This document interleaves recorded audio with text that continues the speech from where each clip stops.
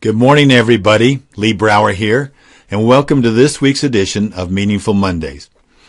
Glad to be here, because last week I, more than anything else, learned with a deep sense of appreciation, first of all, how much I enjoy working with my great clients and the people that I have the opportunity to be team members with, and to be able to have the experience of them seeing their bigger future, the importance of that bigger future.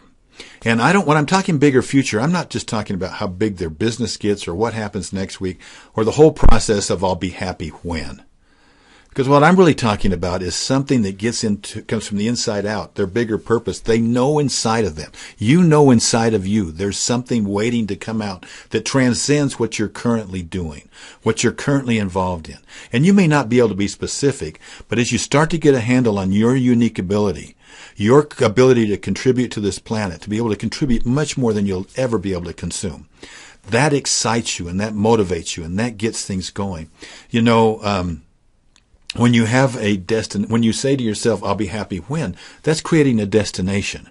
I'll be happy when I sell my business. I'll be happy when I retire. I'll be happy when I accomplish this or when we move into this new house. That's creating a destination. That has to stop. And so what I'm seeing from my clients is this enormous joy when all of a sudden they realize, wow, I have something bigger. And it changes the way they make decisions, because you cannot make meaningful decisions in the present if you do not have a meaningful, grand, or larger future. So we embarked this year on a journey, and the journey is driven by our vision of the future. And it's driven by the opportunity that we have to make this year the most meaningful year that we've ever made. And we've determined a couple of things along the way. One is we need to capture every day. Today I learned that, and to be able to record that. If we do just that simple process and we become more aware and more proactive, we will get to the end of the year with so many more things than we ever could imagine that we would have learned. And it will be the most meaningful year ever. Another thing that we've learned in order to capture that is to be interested, not just being interesting. As we become interested, we will become more of an attractant to greater opportunities and greater relationships. And one of the steps of being interested is to become better listeners. Last week, we introduced you to 5 levels of listening. The first one was not listening. We all know what that is. The second one was pretending to listen. Now, you pretend to listen at times when you're busy doing something and a person's chattering away. Maybe it's a little child. And you acknowledge them and you pretend that you're listening, but you're really focused on something else. Selective listening, the third type of listening, is when a good example would be you're on the phone, but you're busy doing something else, and maybe it's somebody trying to get you to upgrade your cable service, but you waiting for the price, and you're selectively waiting, and when it comes, you say, now, what was that again? And you get it, and say, okay, yeah, thank you. And they keep chattering, and yeah, thank you. And so you kind of move on. The fourth level is somewhat interesting. It's called active listening. And you think by itself, the concept is to listen with the intent to do something. That's active listening. However, usually the do something part of that is that we're looking for ways to either defend ourselves or to sell something or to tell a bigger story. But that's active listening, where we want to be and where we truly become interested and we open up all of the creative channels so that we're able to learn from this and everybody's willing to contribute and make things happen, is that level of peak listening, or what we call empathetic listening, where we truly engage in this concept of there must be truth here. And unless you're talking to a sociopath who just lie about nothing at all, which I don't think that is most people that we associate or that we have in our circle, there is truth in everything that they say. So listen for that truth. That was our challenge. So we have to imagine that everything that person is saying is true. And we listen with the intent to agree.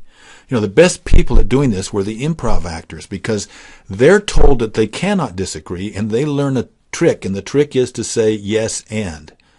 So try that. Say yes and it kind of keeps you together. Maybe we have to dig deep. We have to get into that 93% of nonverbal communication, of communication that happens is nonverbal. But nonetheless, we become great listeners. Now, empathy itself means challenging your preconceived ideas and setting aside your sense of what you think is true in order to learn what is actually true. Mark Twain said it like this: it's not what you don't know that gets you into trouble. It's what you know for sure that ain't so.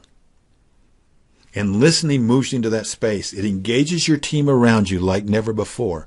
When you get into those communication stoppers, that energy stoppers, when you respond or other people respond to you and they say, I don't agree with that, or no, just plain no, or what are you talking about?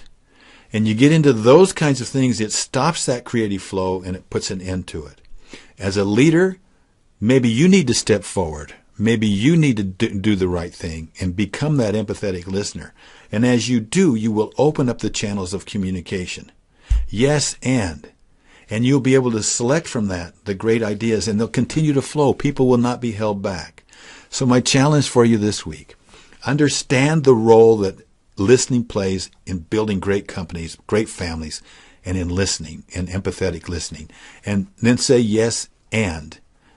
I predict that this will be an interesting week. I'm interested to hear from you. I heard from several of you last week that accepted the challenge.